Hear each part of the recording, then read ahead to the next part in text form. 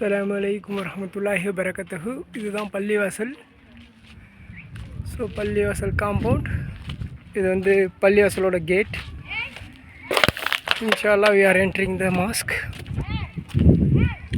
This is the masjid.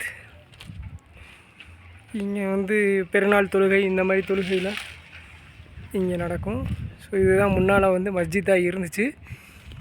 இப்போது இதுதான் பள்ளிவாசல்.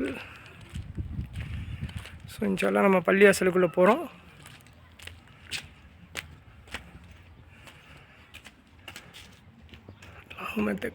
ரஹ்மதிக். ஸோ பள்ளிவாசலில் உள்ளூர் எடுக்கிறோம். தண்ணி வசதி இல்லை.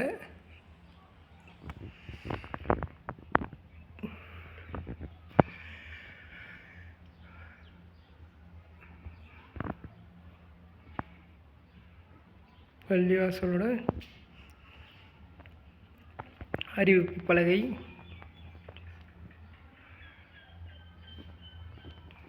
ஸோ இதுதான் பள்ளிவாசல். பள்ளிவாசலுக்குள்ளே பார்த்தீங்கன்னா ஒரு ஃபேன் கிடையாது. ஒரே ஒரு எமர்ஜென்சி லைட், சோலார் லைட் மட்டும்தான். குரான் எதுவுமே இங்கே வந்து நிறைய அவைலபிளாக இல்லை. வர மக்களுக்கு தாவா பண்ணுறதுக்கு, மக்கள் படிக்கிறதுக்கு உண்டான குரான் எந்த ஒரு வசதியுமே கிடையாது. அது பின்னாடி இருக்கிறது வந்து பார்த்திங்கன்னா அது மதரசா. ஸோ இதுதான் பள்ளிவாசல். இதுக்கு அங்கிட்டு இருக்கிறது பார்த்திங்கன்னா பெண்கள் தொழக்கூடிய பகுதி. ஸோ இந்த பகுதியில் வந்து பெண்கள் மாஷா அல்லாஹ் ஜும்மா தொழுகையை வந்து நிறைவேற்றக்கூடிய பகுதி. ஸோ இது வந்து பெண்கள் தொழுகையை நிறைவேற்றக்கூடிய பகுதி. இதுதான் பள்ளிவாசலோட நிலைமை. ஒரு ஃபேன் கூட கிடையாது. இங்கே பயங்கரமான வெயில் இருக்குது. இது பெண்களுக்கான உள்ள எடுக்கிற வசதி. எங்கேயுமே தண்ணி வசதி கிடையாது. மாஷா அல்லாஹ் இதில் தண்ணி வருது, அல்ஹம்துலில்லாஹ். அப்போ அங்கேயும் தண்ணி வரும்னு நினைக்கிறேன். ஸோ இது பெண்கள் தொழக்கூடிய பகுதி. இது ஆண்கள் தொழக்கூடிய பகுதி. ஸோ ஒரே ஒரு சின்ன தடுப்பு மட்டும்தான்.